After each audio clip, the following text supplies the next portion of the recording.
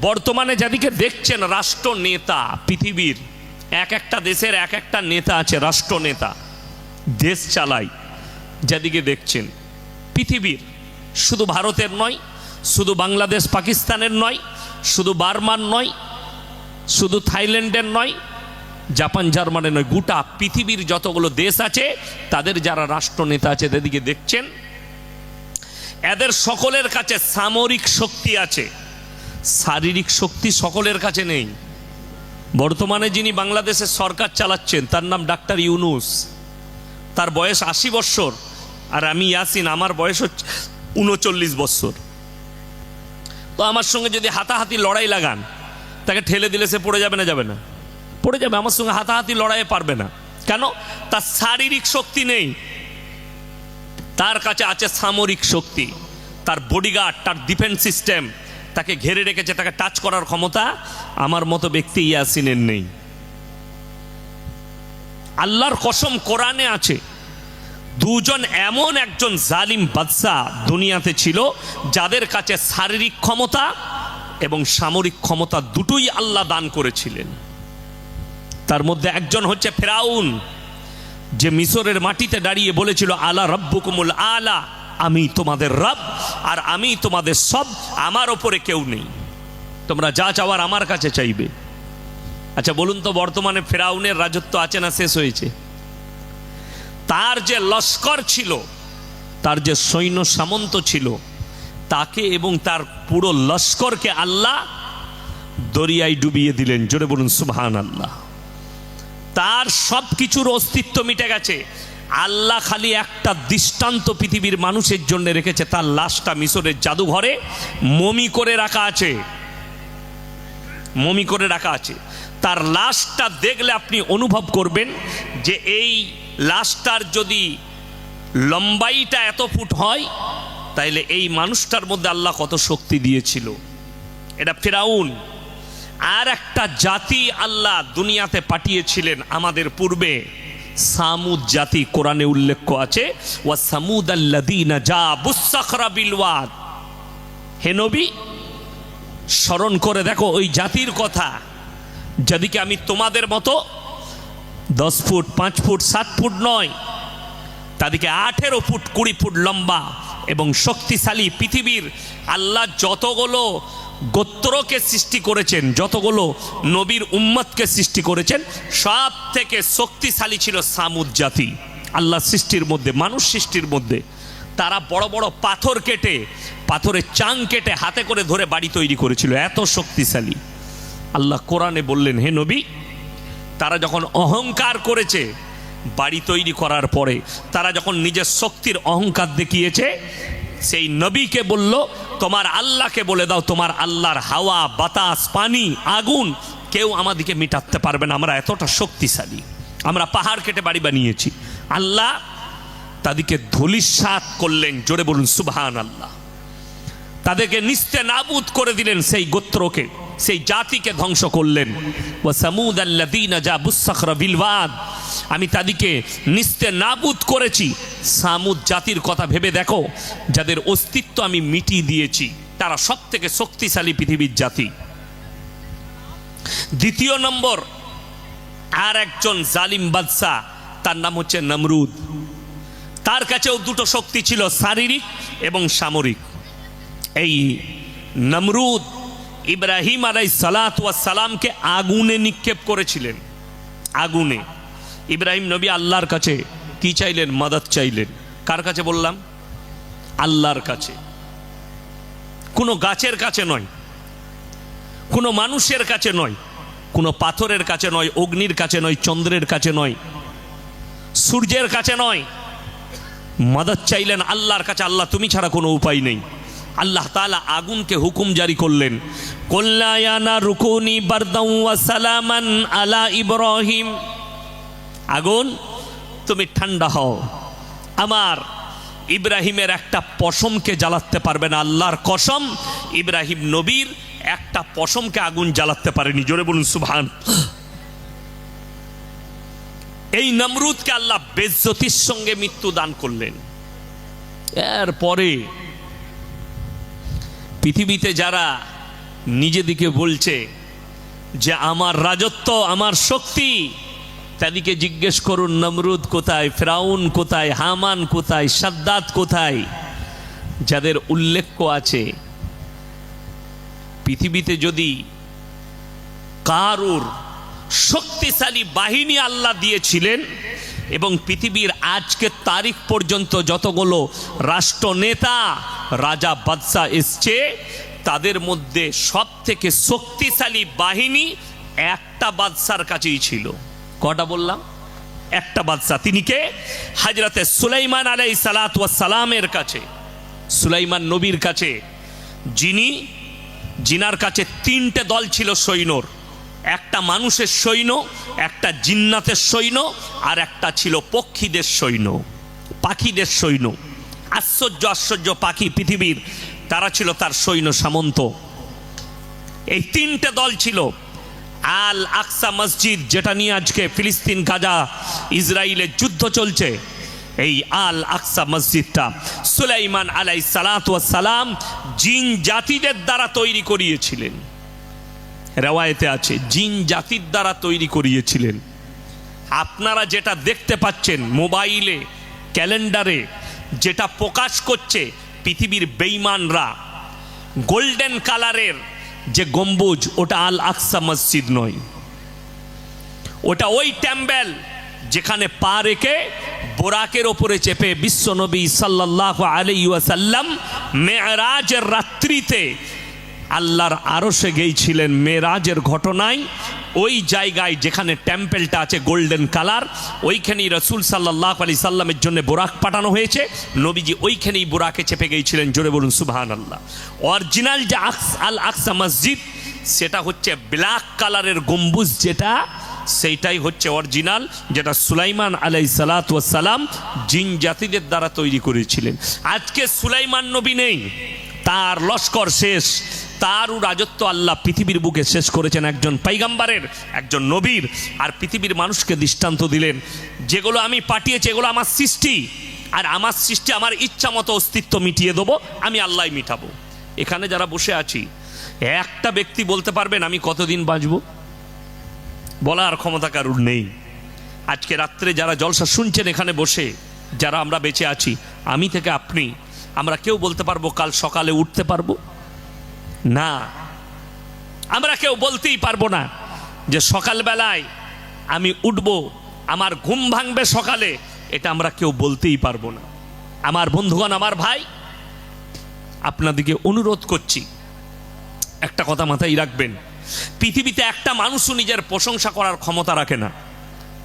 কোনো মৌলবি যদি বলে আমার মতো বক্তা নেই, জানবেন ওটা মূর্খ বক্তা। কোনো ডাক্তার যদি বলে আমার মতো ডাক্তার নেই, সে হচ্ছে মূর্খ ডাক্তার। পৃথিবীতে এরকম কেউ নেই। আল্লাহ তাআলা একমাত্র প্রশংসার যোগ্যতা রাখেন। আল্লাহ কোরআনে নিজের প্রশংসা করলেন, আর কি বললেন?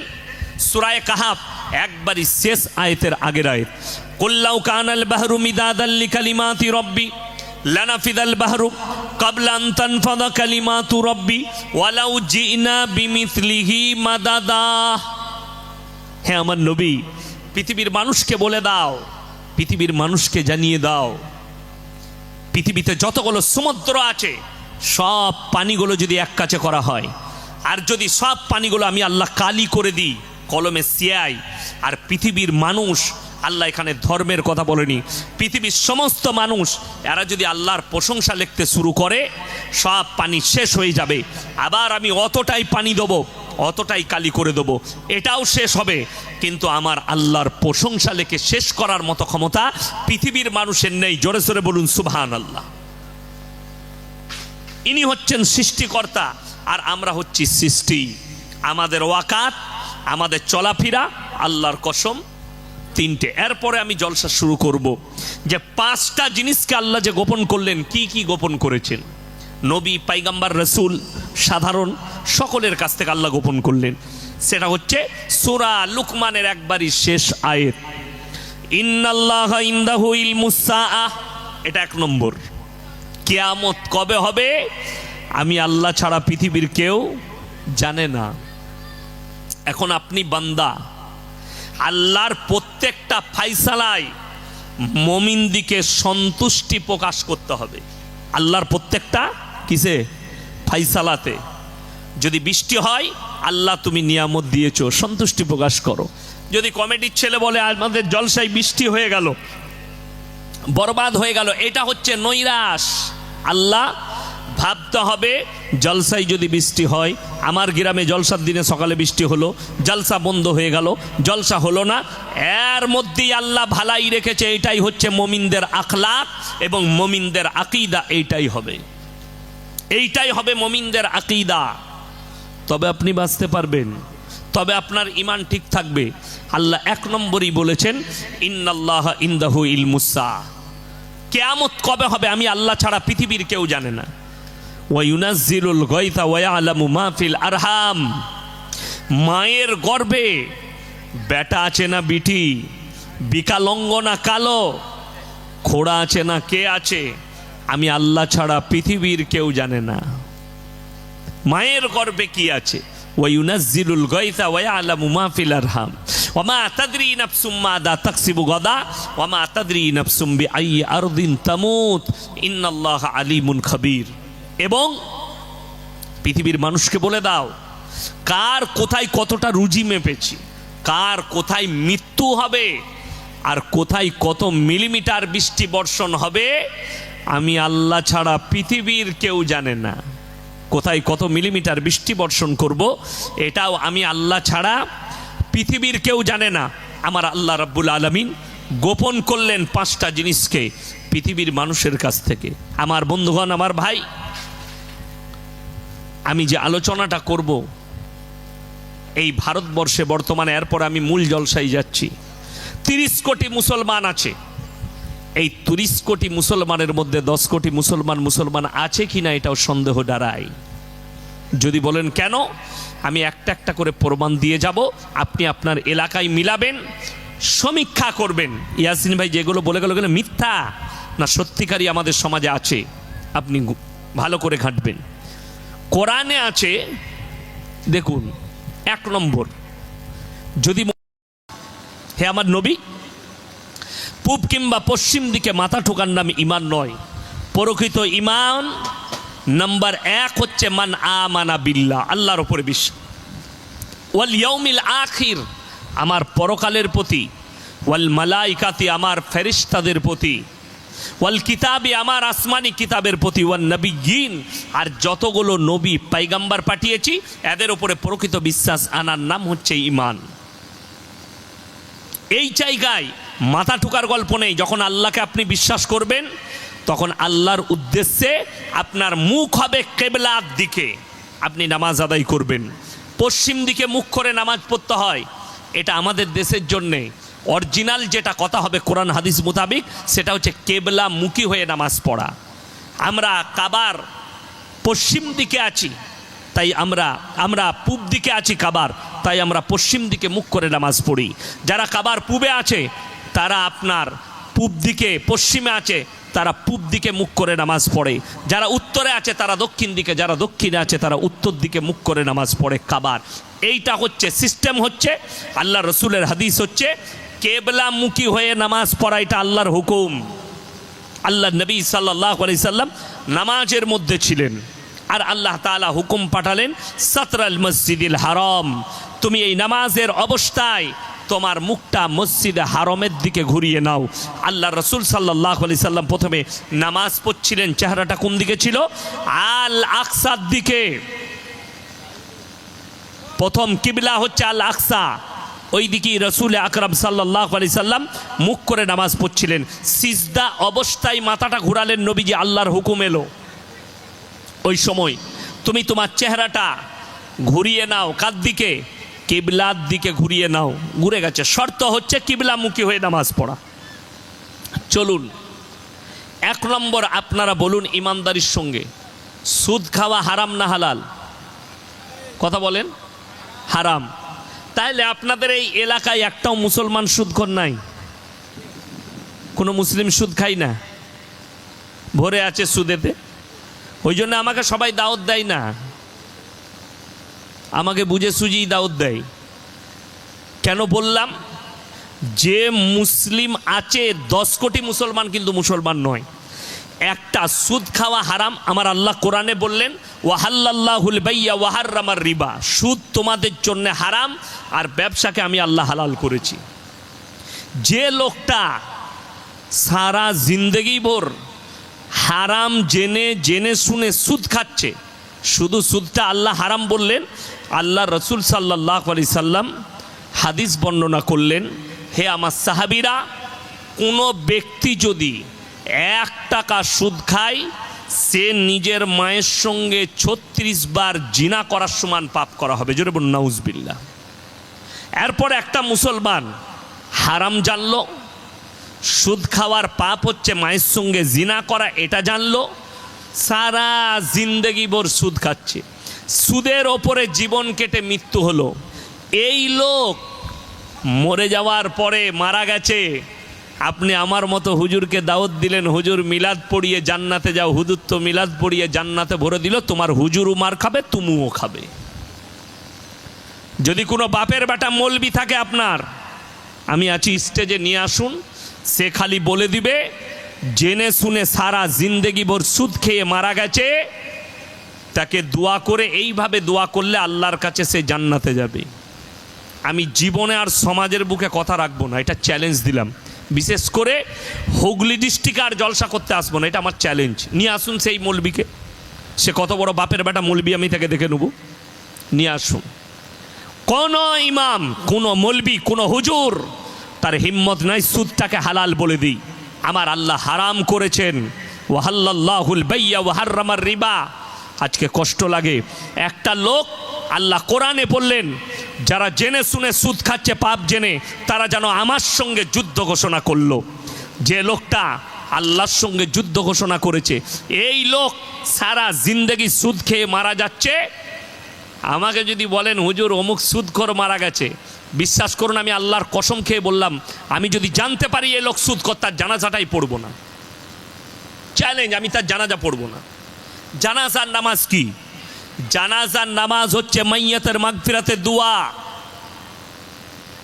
নামাজের সূরাতে মাইয়াতের মাগফিরাতের দোয়া। আপনি কার লেগে দোয়া করবেন মাগফিরাতের? যে আল্লাহর সঙ্গে যুদ্ধ ঘোষণা করেছে, যে মায়ের সঙ্গে জিনা করার পাপ করেছে, তার লেগে দোয়া করবেন? বড় কষ্ট লাগে আমাদের। ওই জন্যে আমি একটা জলসায় বলেছি, আমার মতো 100টা মৌলবি ধরা পড়বে কিয়ামতের দিনে। আমাদের সমাজের লোক খালি ভাবছে যে আমাদের অসুবিধা নেই, মানুষ মারা গেছে, হুজুররা আছে তো, এই আমাদের সিস্টেম। লোক মারা গেছে, সে পাপ, গাঁজাখোর না, জিনাখোর না, মদ ব্যবসায়ী না, সারা জীবন সুদের কারবার করেছে, সে মারা গেছে মানে তাকে জান্নাতে পাঠাতে হবে। দিয়ে 3 দিনে 4 দিনে 40-এ 40-এ সাতার ফায়দা, ঘাটে উঠা, নফল, তার লেগে মিলাদ, তার লেগে কুলখানি, তার লেগে কলমা খানি। আরে দোয়া তো মমিনের লেগে চাওয়া যায়। যদি বলেন হুজুর হাদিস কোরআনের দলিল দেন, আমি এমন একটা দলিল দেবো, তোমার 14 পুরুষ কোনো বাপ আমার দলিল কাটতে পারবে না। আমার বন্ধুগণ, আমার ভাই, আল্লাহ রাব্বুল আলামিন কোরআনে দিয়েছেন নবীজিকে, পৃথিবীর যে কোনো ব্যক্তি নয়, আল্লাহ রসুল সাল্লাল্লাহু আলাইহি ওয়াসাল্লাম দামি লোক, পৃথিবীর মধ্যে সব থেকে দামি লোক, দামি ব্যক্তি আল্লাহর হাবিব সাল্লাল্লাহু আলাইহি ওয়াসাল্লাম।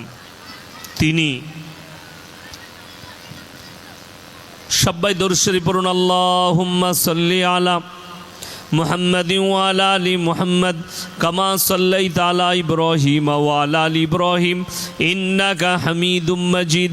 আল্লাহুম্মা বারিক আলা মুহাম্মাদিন ওয়া আলা আলি মুহাম্মাদ কামা বারাকতা আলা ইব্রাহিম ওয়া আলা আলি ইব্রাহিম ইন্নাকা হামিদুম মাজিদ।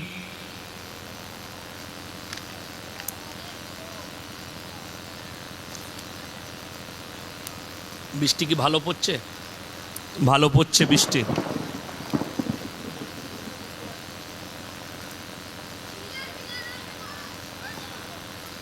কি করবেন? দোয়া করি? কি করবেন? দোয়া করে দিই? হ্যাঁ, কমিটির ছেলে কই? ডাকেন, কমিটির ছেলেগুলো কই? কমিটির বাবুরা কই? তাইলে মানুষগুলো চলে যাচ্ছে, দোয়া করে নি। হ্যাঁ বলবো, মানুষ তো বসতে পারছে না, কি করবো? হ্যাঁ, নাহলে তো এই দুর্যোগ বাড়বে, আর বাড়িও যেতে পারবে না কেউ। আচ্ছা, কমিটির ছেলেরা একটু স্টেজের সামনে আসুন। দেখুন, এটা দুর্যোগ আল্লাহর তরফ থেকে এসছে, আর এর মধ্যে আল্লাহ কিছু ভালাই রেখেছে। এই বাবু, ভিড় কেন? উঠো।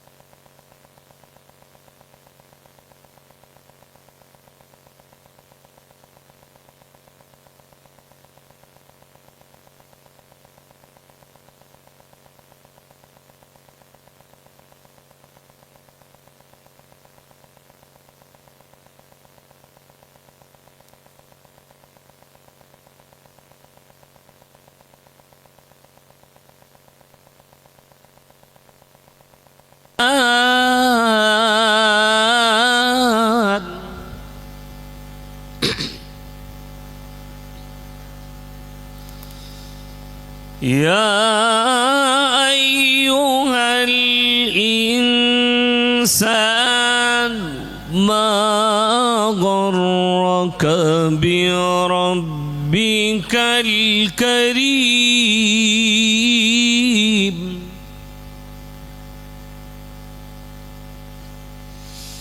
يا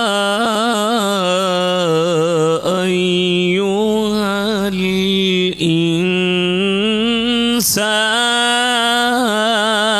الإنسان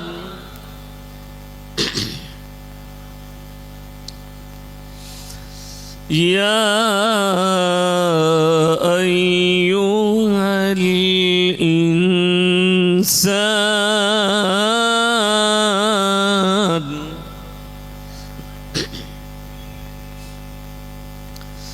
يا أيها الإنسان ما غرك بربك الكريم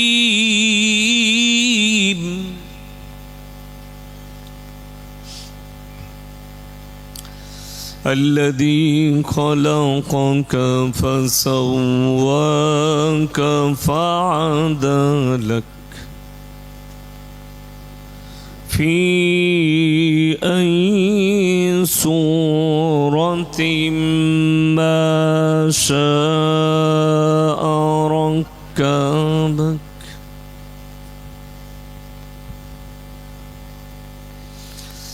كلا بل تكذبون بالدين وإن عليكم لحافظين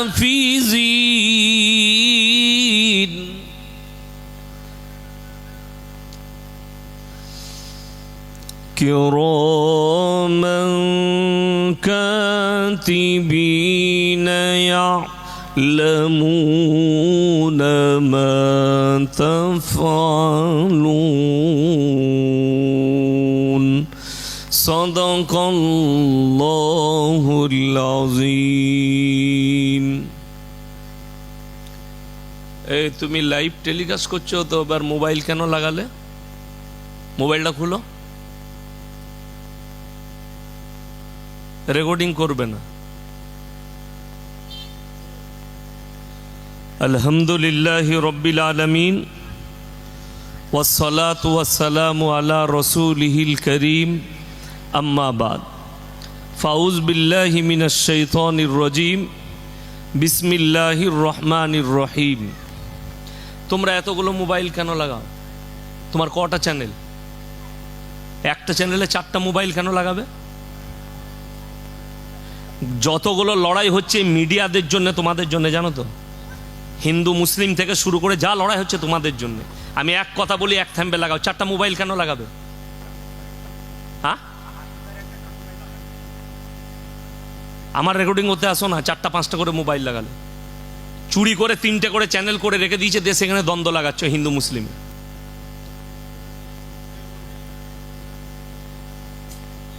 4টা 5টা করে মোবাইল। যতগুলো ভারতবর্ষে লড়াই হচ্ছে সব মিডিয়াদের কারণে, আপনারা জানেন না।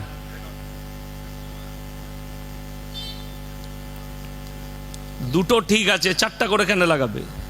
দুটো লাগাও, খুব জোর। আলহামদুলিল্লাহি রাব্বিল আলামিন ওয়াসসালাতু ওয়াসসালামু আলা রাসূলিহিল কারীম, আম্মা বাদ ফাউজ বিল্লাহি মিনাশ শাইতানির রাজিম বিসমিল্লাহির রহমানির রহিম। ইকরা কিতাবাক কাফা বিনাফসিকা আল-ইয়াওমা আলাইকা হাসিবা মান ইহতাদা ফাইন্নামা ইয়াহতাদি লিনাফসি ওয়া মান দাল্লা ফাইন্নামা ইয়াদিল্লু আলাইহা ওয়ালা তাজিরু ওয়াজিরাতুন বিজরা উখরা ওয়া মা কুন্না মুআযযিবিনা হাত্তা নাবআসা রাসূলা ইলা আখিরিল আয়াহ। খায়রুকুম মান তাআল্লামাল কুরআন আল্লামাহু কামা ক্বালা আলাইহিস সালাতু ওয়াত তাসলিম। মাননীয় শ্রদ্ধের উলামা ইকরাম, হুফাজ ইকরাম এবং আমার জ্ঞানীগুণী মানি সম্মানী মাননীয় শ্রোতা মণ্ডলী, পর্দার অন্তরালে পর্দা নসিব মায়েরা এবং বোনেরা, আল্লাহর বড় দয়া, কৃপা, ভালোবাসা আমাদের প্রতি, গোটা বিশ্বের প্রতি। সবাই আল্লাহর শুকর আদায় করে হৃদয় থেকে বলি আলহামদুলিল্লাহ। তারপরে পরে বিশ্ব নবী জানাবে মুহাম্মাদুর রাসূল আল্লাহ, সকলে বলুন সাল্লাল্লাহু আলাইহি ওয়াসাল্লাম। তিনার প্রতি 100 কোটি দরুদ বর্ষিত হোক, বলুন আমিন সুম্মা আমিন। সবাই একবার দরুদে ইব্রাহিম পাঠ করি। আল্লাহুম্মা সাল্লি আলা মুহাম্মাদিন ওয়া আলা আলি মুহাম্মাদ কামা সাল্লাইতা আলা ইব্রাহিম ওয়া আলা আলি ইব্রাহিম ইন্নাকা হামিদুম মাজিদ। আল্লাহুম্মা বারিক আলা মুহাম্মাদিন ওয়া আলা আলি মুহাম্মাদ কামা বারাকতা আলা ইব্রাহিম ওয়া আলা আলি ইব্রাহিম ইন্নাকা হামিদুম মাজিদ। এই দরুদটা পড়া কি গুনার কাজ? কথা বলে না? এই দরুদটা উত্তম দরুদ না উত্তম দরুদ নয়? দরুদটা নামাজে পড়া হয় না? হয় না। কিন্তু দুঃখের বিষয়, রাগ করবেন না, হুগলি, হাওড়া, 2 পরগনা, মেদিনীপুর, এই জেলার মানুষরা খালি জলসার দরুদ মুখস্থ করে রেখেছে। হুজুর পড়বে আল্লাহুম্মা, এরা চালাবে সল্লি আলা, খালি জলসার জন্যে। নামাজ তো পড়েই না। আর এত জোরে জোরে পড়ে, যিনি হুজুর জলসা করতে আসেন উনি মনে করেন গ্রামে সব মাল কটাই মুমিন আর নামাজি। আর জিজ্ঞেস করুন, আমি যে দরুদটা পড়লাম এটা উত্তম দরুদ এবং হাদিস থেকে প্রমাণিত দরুদ। তো যাই হোক, আল্লামা ইকবালের একটা মারাত্মক লেখা আছে, ভাষা, ইস ঘর কো আগ লাগি ঘর কি চিরাগ সে। মুসলমান, তোমরা নিজেদের ঘরে নিজেরা আগুন ধরিয়েছ, অপরকে গালি দিয়ে লাভ হবে না। এটা আল্লামা ইকবালের লেখা। তার আমি প্রুফ দেব কয়েকটা গুনে গুনে। সর্বপ্রথম, যারা আপনারা বেঁচে আছেন, আপনি, আপনার পরিবার, আর এই বর্তমান যুগে যতগুলো মানুষ বেঁচে আছে, কোনো ধর্মের কথা বলি নাই, মানুষ, ইসলাম সম্পর্কে একটা সচেতনমূলক কথা শুনেলেন। পৃথিবীর বুকে যেখানে যেতাই, কোরআনে আছে, আল্লাহ তাআলা নিষেধ করেছেন, কোন নিরীহ মানুষকে, আল্লাহ ধর্মের কথা বলেন, যে কোনো নিরীহ মানুষকে অন্যায়ভাবে যদি কেউ হত্যা করে, সে গোটা মানব জাতিকে হত্যা করলো। এটা আল্লাহ তাআলা কোরআনে বলেছেন। এবং কোনো ব্যক্তি যদি কোনো মানুষের উপকার করে, কোনো ধর্মের নয়, খালি উপকার করলেন, সে যে ধর্মেরই হোক, সে গোটা মানব জাতির উপকার করলো। তো বর্তমানে যতগুলো মানুষ বেঁচে আছে, যতগুলো প্রাণী বেঁচে আছে প্রাণ নিয়ে, আল্লাহর কসম কেউ নিজের ইচ্ছাই বেঁচে নেই, সব আমার আল্লাহর দয়ায় আর আল্লাহর ইচ্ছাই বেঁচে আছে। আপনারা যারা এখানে বসে আছেন, যারা নেই, আল্লাহর কসম করে বলছি, পৃথিবীর একটা রাজা, বাদশাহ, নেতা, মন্ত্রী, আমি, আপনি, সে, তিনি, পীর, ফকির, একটা সেকেন্ড কেউ নিজের মৃত্যুকে রোকার ক্ষমতা রাখে না। ওই জন্য কোরআনে আছে, আল্লাহ পৃথিবীর মানুষের কাছ থেকে 5টা জিনিসকে গোপন করেছেন। কটা বললাম বাবা? 5টা। আমি এখনো বক্তব্য শুরু করিনি, বক্তব্য শুরু করব, আগে আমি আপনাদিকে আল্লাহকে চিনাই। 5টা জিনিসকে গোপন করেছেন, এমনকি নবী, পাইগাম্বার, রসুলদের কাছ থেকেও গোপন করেছেন। এটা আমি সাইডে রাখলাম, এটা আলোচনা করব আমি। দ্বিতীয় নম্বর, পৃথিবীতে যে যেরকমই শক্তিশালী হোক, যার কাছে যত সম্পদ থাক, শক্তি থাক, বল থাক, সামরিক শক্তি, শারীরিক শক্তি, রাজত্বের শক্তি, পরমাণু শক্তি, যার কাছে যতই থাক, তারপরেও আল্লাহ মানুষের জন্যে কোরআনে মারাত্মক কথা বললেন, ইন্নাল ইনসানা খুলিকা হালুয়া, আমি মানুষকে অসহায় আর দুর্বল সৃষ্টি করেছি। মানুষ সবল নয়। শারীরিক দুর্বলতা, সামাজিক দুর্বলতা, অর্থনৈতিক দুর্বলতা, রাজনৈতিক দুর্বলতা, প্রত্যেকটা মানুষের মধ্যে যে কোনো দুর্বলতা আল্লাহ দান করেছেন। যে কোনো দুর্বলতা আছে তো আছেই। যারা এখানে বসেছেন সবাই নিজের মনে হাত দিয়ে একবার জিজ্ঞেস করলেন যে আমার মধ্যে কি দুর্বলতা আছে। আমি ইয়াসিন বয়ান করছি, আমার মধ্যেও দুর্বলতা আছে, এটা নয়। আল্লাহ মানুষকে দুর্বল সৃষ্টি করেছে, মানুষ সবল নয়। অর্থাৎ এই জমিনে মানুষের অহংকার করার রাস্তা কোথাও নাই। কেউ যে অহংকার করবে টাকার, পয়সার, সম্পদের, ইলমের, জ্ঞানের, বলের, শক্তির, কোনো রাস্তা নাই। কেন?